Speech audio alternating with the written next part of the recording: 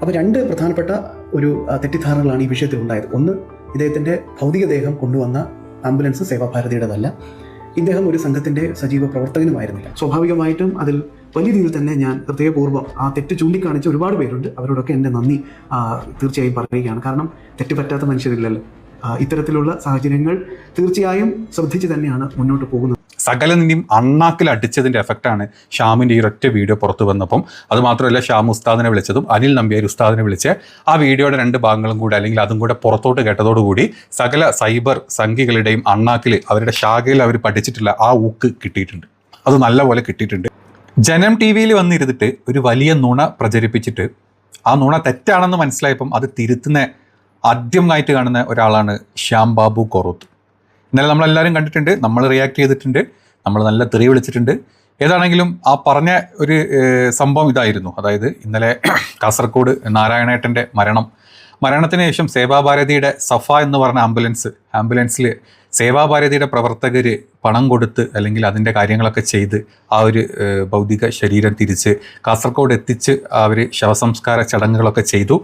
അതിനുള്ള ക്രെഡിറ്റ് മുസ്ലിം ലീഗ് എടുക്കുന്നു, അല്ലെങ്കിൽ ആ ഇർഫാന ഇക്ബാൽ എന്ന് പറഞ്ഞിട്ടുള്ള ആ ഒരു അവിടുത്തെ പഞ്ചായത്ത് മെമ്പർ എടുക്കുന്നു. ഇതൊക്കെയായിരുന്നു ഇന്നലത്തെ ഏറ്റവും വലിയ ബുദ്ധിമുട്ടുകളും ടെൻഷനുകളും. ഈ വാർത്ത ഒന്നും രണ്ടും അല്ല, 8-9 സ്ഥലങ്ങളിൽ ഇന്നലെ ഒരു ദിവസം മാത്രം ജനം ടി വി തിരിച്ചും മറച്ചു വിട്ടു. അതിൽ അവരുടെ ഒരു ഡിബേറ്റ് പോലത്തെ ഒരു പരിപാടിയിൽ വന്നിരുന്ന് ഈ ശ്യാം ബാബു കൊറോത്ത് അടക്കമുള്ള സകല സംഘ മിത്രങ്ങളും കൂടെ ഇരുന്നിട്ടുള്ള ചർച്ചകളും നമ്മൾ കണ്ടിട്ടുണ്ട് അല്ലേ.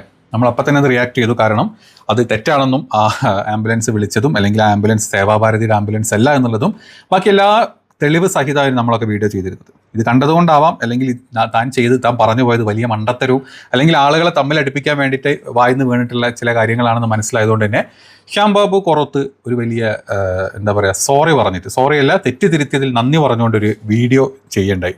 ആ വീഡിയോ ഞാൻ പ്ലേ ചെയ്യാം.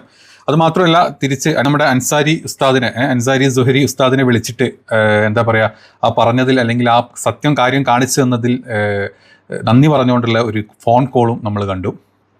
അതുമാത്രമല്ല, അനിൽ നമ്പ്യാരെ പോലത്തെ ഏത് നേരവും ഈ പറഞ്ഞ ജനം ടി വിയിൽ വന്ന് ഇരുന്നിട്ട് ആളുകളെ തമ്മിലടുപ്പിക്കുക എന്നുള്ള ഒറ്റ ലക്ഷ്യത്തോടെ വർഗീയത മാത്രം പുലമ്പിക്കൊണ്ടിരിക്കുന്ന അനിൽ നമ്പ്യാരുടെ മറ്റൊരു പോസ്റ്റ് നമ്മൾ പോസ്റ്റിങ്ങിലൂടെ കണ്ടു. ആദ്യമായിട്ടാണ് ഇത്തരത്തിലുള്ള ചില തിരുത്തൽ പോസ്റ്റുകൾ കാണുന്നത്.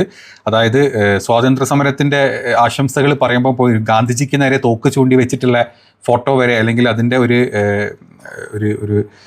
പോസ്റ്റ് വരെ പ്രചരിപ്പിച്ചിട്ടുള്ള ചാനലാണ് ഈ പറഞ്ഞ ജനം ചാനൽ.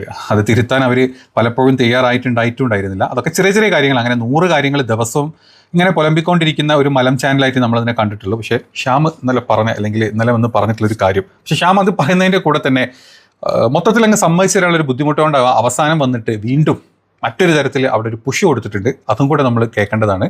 ആദ്യം തന്നെ ശ്യാമിൻ്റെ ആ ഒരു മാപ്പ് ഒന്ന് കേട്ടിട്ട് വരാം. ഈ സംസ്കാര ചടങ്ങുമായി ബന്ധപ്പെട്ട് വലിയ രീതിയിൽ തന്നെ മുൻ RSS പ്രവർത്തകൻ്റെ ആരോരും നോക്കാനില്ലാതെ അനാഥമായി കിടന്ന ഒരു ഭൗതികദേഹം ഒരു മുസ്ലിം ലീഗിൻ്റെ ഒരു നേതാവ് ഏറ്റുവാങ്ങുന്നു, അത് സംസ്കരിക്കുന്നു എന്ന രീതിയിലേക്ക് കുറച്ച് നെറേറ്റീവുകൾ വന്നു. വീണ്ടും കുറച്ചുകൂടി കഴിഞ്ഞപ്പോൾ ഇതിന് മറ്റൊരു ചിത്രം, നമ്മളൊക്കെ എപ്പോഴും ചിന്തിക്കാറുണ്ടല്ലോ, ഒരു PR വർക്ക് സ്വാഭാവികമായിട്ടും അവിടെ നടക്കുന്നുണ്ടോ എന്നൊരു സംശയം ഏതൊരു മാധ്യമ പ്രവർത്തകനെ പോലെ എനിക്കും തോന്നി. അതിൻ്റെ അടിസ്ഥാനത്തിൽ ആ വീഡിയോ ഒന്നുകൂടി കണ്ടപ്പോഴാണ് മനസ്സിലായത്, അതിൽ ഈ സേവാഭാരതിയുടെ പ്രധാനപ്പെട്ട ഒരു പ്രവർത്തകൻ, എല്ലാവർക്കും അറിയാം, കാസർഗോട്ടുകാർക്ക് സുപരിചിതനായ രഘുവേട്ടൻ ആ കൂട്ടത്തിൽ ആ ഫോട്ടോയിൽ ഉണ്ടായിരുന്നു. അപ്പോൾ വീണ്ടും സംശയം തോന്നി, സേവാഭാരതിയെ പറ്റി പ്രിയപ്പെട്ട പ്രേക്ഷകർക്ക് ഒരു മുഖപരിയുടെ ആവശ്യമില്ല. 100 കണക്കിന് ഇങ്ങനെയുള്ള മൃതദേഹങ്ങൾ മഹാമാരി നേരിട്ട സമയത്തും ഉരുൾപൊട്ടൽ ഉണ്ടായ സമയത്തും പ്രകൃതി ദുരന്തങ്ങൾ ഉണ്ടായ സമയത്തുമൊക്കെ ആരോരും ഏറ്റെടുക്കാനില്ലാത്ത ഇങ്ങനെ ഒരുപാട് മൃതദേഹങ്ങൾ യഥാവിധി കർമ്മങ്ങളുടെ അടിസ്ഥാനത്തിൽ സംസ്കരിച്ച ഒരു സന്നദ്ധ സംഘടനയാണ്. ഒരുപാട് സേവന പ്രവർത്തനങ്ങൾ നടത്തുന്ന ഒരു സന്നദ്ധ സംഘടനയാണ്. അവരെ സംബന്ധിച്ചിടത്തോളം ഇങ്ങനെ ഒരു വിഷയത്തിൽ അവർ മാറി നിൽക്കുമോ എന്നൊരു സംശയം എനിക്കുണ്ടായി. പിന്നെ ചില മാധ്യമ പ്രവർത്തകരുടെ ഭാഗത്തു നിന്ന് ലഭിച്ച വിശദാംശങ്ങളുടെ അടിസ്ഥാനത്തിൽ ഈ ചിതയൊരുക്കിയതും ഇതിൻ്റെ പൂർണ്ണ ചെലവും വഹിച്ചത് ഈ മുസ്ലിം ലീഗിൻ്റെ നേതാവ് ഇർഫാനെയാണ് എന്ന രീതിയിലുള്ള ചില വാർത്തകളും വന്നു. അപ്പോൾ സ്വാഭാവികമായിട്ടും ഇങ്ങനെ ഒരു നെറേറ്റീവിൻ്റെ ഭാഗമാണോ, ഇതൊരു PR വർക്കിൻ്റെ ഭാഗമാണോ എന്നൊരു സംശയം സ്വാഭാവികമായിട്ടും എനിക്കുമുണ്ടായി, എന്നിലെ മാധ്യമപ്രവർത്തകരിലും ഉണ്ടായി. അതിൻ്റെ അടിസ്ഥാനത്തിലാണ് ഇന്നലെ റൈറ്റ് സൈഡിൽ അങ്ങനെ ഒരു പരാമർശം എൻ്റെ ഭാഗത്തു നിന്നുണ്ടായത്. സ്വാഭാവികമായിട്ടും ആ ആംബുലൻസ് അത് സേവാഭാരതിയുടെ ആണെന്ന്, സ്വാഭാവികമായിട്ടും നമ്മൾ രഘുവേട്ടനാണല്ലോ കാണുന്നത്, സേവാഭാരതിയുടേതാണ് എന്ന രീതിയിലും എനിക്ക് പറയേണ്ടി വന്നു. പിന്നീടാണ് ഇതിൽ കുറച്ചുകൂടി വ്യക്തത വരുന്ന ഒരു സാഹചര്യം ഉണ്ടായത്. ഈ മീഞ്ച സ്വദേശി നാരായണൻ എന്ന ആള് സംഘവുമായോ സംഘപ്രസ്ഥാനങ്ങളുമായോ യാതൊരു വിധത്തിലുള്ള ബന്ധമോ അടുപ്പമോ പുലർത്തിയിട്ടില്ല. അപ്പോൾ രണ്ട് പ്രധാനപ്പെട്ട ഒരു തെറ്റിദ്ധാരണകളാണ് ഈ വിഷയത്തിൽ ഉണ്ടായത്. ഒന്ന്, ഇദ്ദേഹത്തിൻ്റെ ഭൗതികദേഹം കൊണ്ടുവന്ന ആംബുലൻസ് സേവാഭാരതിയുടേതല്ല, ഇദ്ദേഹം ഒരു സംഘത്തിൻ്റെ സജീവ പ്രവർത്തകനുമായി. എന്നാൽ ചിതി ഒരുക്കിയതും സ്വാമിജിയുടെ നിർദ്ദേശപ്രകാരം ബാക്കി കാര്യങ്ങളൊക്കെ ചെയ്തത് സേവാഭാരതിയുടെ നേതൃത്വത്തിൽ തന്നെയാണ്, രഘുവേട്ടൻ തന്നെയാണ് എന്നും മനസ്സിലാക്കാൻ സാധിച്ചു. സ്വാഭാവികമായിട്ടും അതിൽ വലിയ രീതിയിൽ തന്നെ ഞാൻ ഹൃദയപൂർവ്വം ആ തെറ്റ് ചൂണ്ടിക്കാണിച്ച ഒരുപാട് പേരുണ്ട്. അവരോടൊക്കെ എൻ്റെ നന്ദി തീർച്ചയായും പറയുകയാണ്. കാരണം തെറ്റ് പറ്റാത്ത മനുഷ്യരില്ലല്ലോ. ഇത്തരത്തിലുള്ള സാഹചര്യങ്ങൾ തീർച്ചയായും ശ്രദ്ധിച്ച് തന്നെയാണ് മുന്നോട്ട് പോകുന്നത്. അപ്പോൾ കേട്ടല്ലോ, ഇതായിരുന്നു നമ്മുടെ ശ്യാമിൻ്റെ മാപ്പൊന്നല്ല, ശ്യാം നന്ദി പറഞ്ഞുകൊണ്ടുള്ള അല്ലെങ്കിൽ തന്നെ തിരുത്തിയതിനുള്ള നന്ദിയാണ് ശ്യാം പറഞ്ഞിട്ടുള്ളത്. ആദ്യമായിട്ട് ഞാൻ പറഞ്ഞല്ലോ, ആദ്യമായിട്ടാണ് ഇത്തരത്തിലുള്ള തിരുത്ത് കാണുന്നത്. ഇനി അത് മാത്രമല്ല, അൻസാരി സോരി ഉസ്താദിനെ വിളിച്ചിട്ട് തന്നെ താൻ പറഞ്ഞ കാര്യങ്ങൾ ഒന്നും കൂടെ അതിൽ പറയുന്നുണ്ട്. അതായത് സെയിം കാര്യങ്ങൾ തന്നെ റിപ്പീറ്റ് ചെയ്യുന്നുണ്ട്. അതിൻ്റെ ഒരു പോർഷനും കൂടെ നിങ്ങളൊന്ന് കേട്ടു നോക്ക്. ഹലോ ഹലോ, നമസ്കാരം ഉസ്താദെ. നമസ്കാരം. ആരാ മോനെ? ഞാനിപ്പോ നിങ്ങൾ കൊന്നുകൊണ്ടിരിക്കുന്ന ആളാ. ജനൻ ടിവിയിലെ ശ്യാമായിരുന്നേ. അയ്യോ ശ്യാമേ, മുത്തേ ഒന്നും വിചാരിക്കരുതേട്ടാ മുത്തേ. ഇല്ല. അല്ല, anyway thank you so much. ഞാനൊരു നന്ദി പറയാൻ വിളിച്ചതാണ്. എന്തുപറ്റി? അല്ല, ആ ഒരു പോയിന്റേ സ്വാഭാവികമായിട്ട് നിങ്ങൾ പറഞ്ഞപ്പോഴാണ് ഞാനത് അന്വേഷിക്കുകയും അതിന്റെ സത്യാവസ്ഥ ഞാൻ ഇന്നലെ ഒരു വീഡിയോ ആയിട്ട് പുറത്തിറക്കുകയും ചെയ്തിട്ടുണ്ട്. ഓ ശ്യാമേ, സോറി. ഞാൻ ഒരു കുഴപ്പമില്ല. അയ്യോ ഒരു കുഴപ്പമില്ല. കാരണം ഇങ്ങനെ അങ്ങോട്ടും ഇങ്ങോട്ടും ചൂണ്ടിക്കാണിക്കുമ്പോഴാണല്ലോ നമുക്കും തിരുത്തപ്പെടാനുള്ള ഒരു അവസരം കിട്ടുന്നത്. അതെ ശ്യാമേ, പിന്നെ ഒരു കാര്യം പറയട്ടെ. അനിൽ നമ്പ്യാരെ വിളിച്ചിരുന്നു. അപ്പൊ ഞാൻ അദ്ദേഹത്തെ സംസാരിച്ച കാര്യം ഞാനിവിടെ കൂടുതൽ വെളിപ്പെടുത്തുന്നില്ല. എന്നാലേ അനിൽ നമ്പ്യാരെ സംസാരിച്ചപ്പോഴേ അദ്ദേഹം പങ്കുവച്ച ചില കാര്യങ്ങൾ കേട്ടപ്പോഴേക്കും അത്ഭുതം വന്നു. ഇവർന്നില്ല, ഇവരൊക്കെ നിങ്ങളൊക്കെ ഈ സോഷ്യൽ മീഡിയ വഴി സംസാരിക്കുന്നതിനപ്പുറത്തേക്കോ സ്നേഹത്തിന്റെ ഒരു മഹാലോകം നിങ്ങളുടെയൊക്കെ ഉള്ളിലുണ്ട്. അല്ലെങ്കിൽ ഒരു രാഷ്ട്രീയത്തിന് വേണ്ടി അല്ലെങ്കിൽ നിലനിൽപ്പിന് വേണ്ടിയൊക്കെ നിങ്ങൾ ഈ പറയുന്ന വർത്താനം കേൾക്കുമ്പോഴേ നമ്മൾ നിങ്ങളൊക്കെ വളരെ മോശം മനുഷ്യരാണെന്ന് വിചാരിക്കും. പക്ഷെ അതിനപ്പുറത്തേക്ക് നിങ്ങളെന്ന് പറയുന്ന ഒരു വ്യക്തിയുണ്ട്. ഞാൻ അനിൽ നമ്പ്യാരുടെ വർത്താനം 4 മിനിറ്റ് സംസാരിക്കാൻ അന്തം വിട്ടു.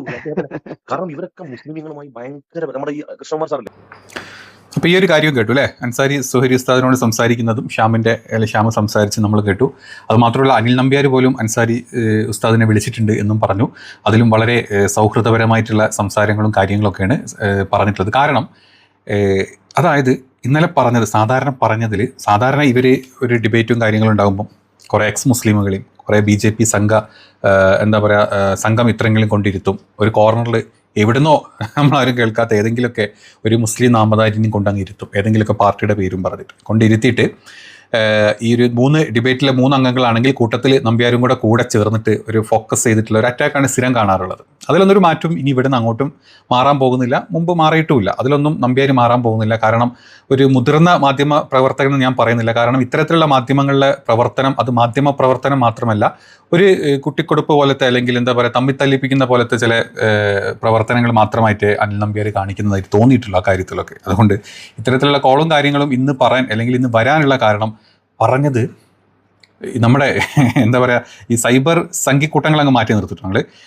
നമ്മുടെ ഈ കേരളത്തിലെ A to Z ആളുകൾ അങ്ങ് ഏറ്റെടുക്കുക ചെയ്തിട്ടുണ്ടായിരുന്നു. കാരണം പച്ചക്ക് ഇങ്ങനെ കാണുകയാണ്, സോഷ്യൽ മീഡിയകളിൽ വീഡിയോസ് ഇങ്ങനെ കണ്ടുകൊണ്ടിരിക്കുകയാണ്.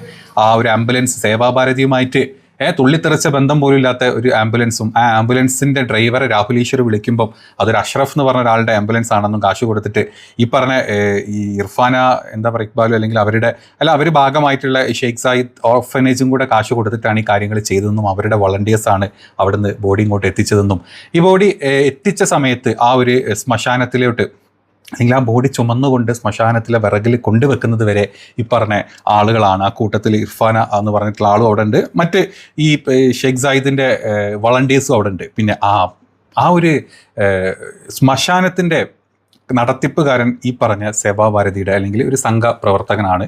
അതുകൊണ്ട് തന്നെ അയാളുടെ കൂടെ 1-2 ആളുകളും അവിടെ ഉണ്ടായിരുന്നു. അതല്ലാണ്ട് സേവാഭാരതി ഇതിലോട്ട് പിന്നെ ചെയ്തിട്ടുള്ളൊരു കാര്യം ശ്മശാനത്തിലെ വിറക് കൊടുത്തു, അല്ലെങ്കിൽ വിറകിൻ്റെ 4 കൊള്ളി എടുത്ത് മേലെ വെച്ചു.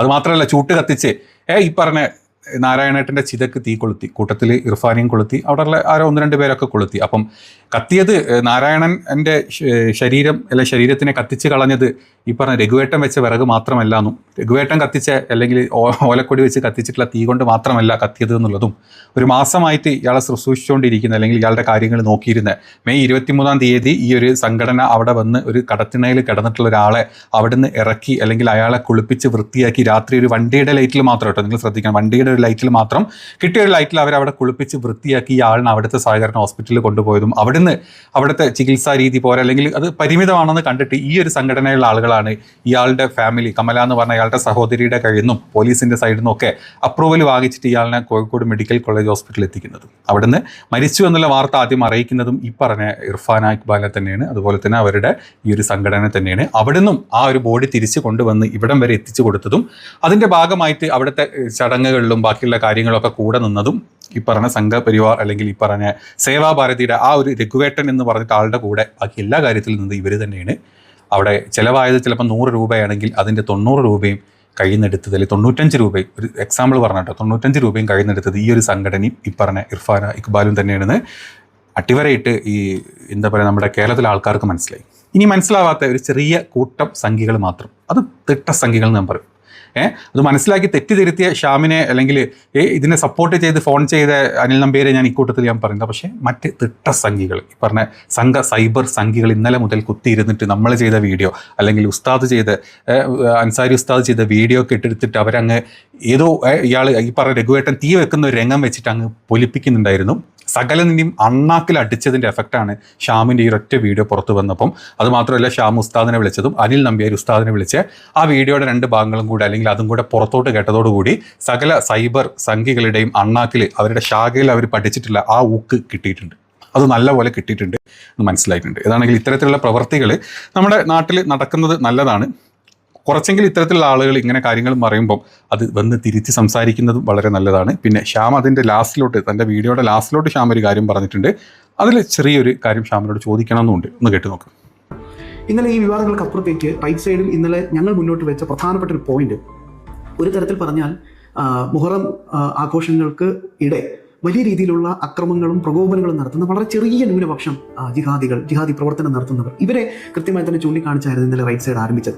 അപ്പോൾ അതിൽ ഞങ്ങൾ ആമുഖമായി വ്യക്തിപരമായി ഞാൻ തന്നെ മുന്നോട്ട് വെച്ചത്, ഇത്തരത്തിലുള്ള ജിഹാദി പ്രവർത്തനങ്ങൾ നടത്തുന്നവരെ ശക്തമായി തന്നെ നമുക്ക് നേരിടേണ്ടി വരും. കാരണം അതിൽ ഏറ്റവും മുൻപന്തിയിൽ നിൽക്കേണ്ടത് ഈ സമൂഹത്തിൽ ഏറ്റവും അതിന് ഉത്തരവാദിത്വമുള്ളത് മുസ്ലിം സഹോദരന്മാർക്കും സഹോദരിമാർക്കും തന്നെയാണ്. ഈ ഒരു പോയിന്റ് മുന്നോട്ട് വെച്ചിട്ടാണ് ഞങ്ങൾ ഇന്നലെ റൈറ്റ് സൈഡ് ആരംഭിച്ചത്. കാരണം നമുക്ക് സമാധാനവും സന്തോഷവും സ്നേഹവും സൗഹാർദ്ദവും ഒക്കെയാണ് നമ്മുടെ നാടിന് വേണ്ടത്. അതിനപ്പുറത്തേക്ക് ഒന്നുമില്ല. ഒരു ഉത്തരവാദിത്തപ്പെട്ട മാധ്യമ പ്രവർത്തകൻ എന്ന നിലയിൽ ആ ഒരു എന്താ പറയുക മേന്മയും മൂല്യവും ഉയർത്തിപ്പിടിച്ചുകൊണ്ട് തന്നെയാണ് ഇതുവരെയും മുന്നോട്ട് പോകുന്നത്, ഇനിയും മുന്നോട്ട് പോകുന്നത്. എല്ലാ പ്രിയപ്പെട്ടവരുടെയും അനുഗ്രഹവും സ്നേഹവും ഒക്കെ തുടർന്ന് ഉണ്ടാകണം എന്ന് മാത്രം വിനീതമായി അഭ്യർത്ഥിച്ചുകൊണ്ട് നിർത്തുന്നു.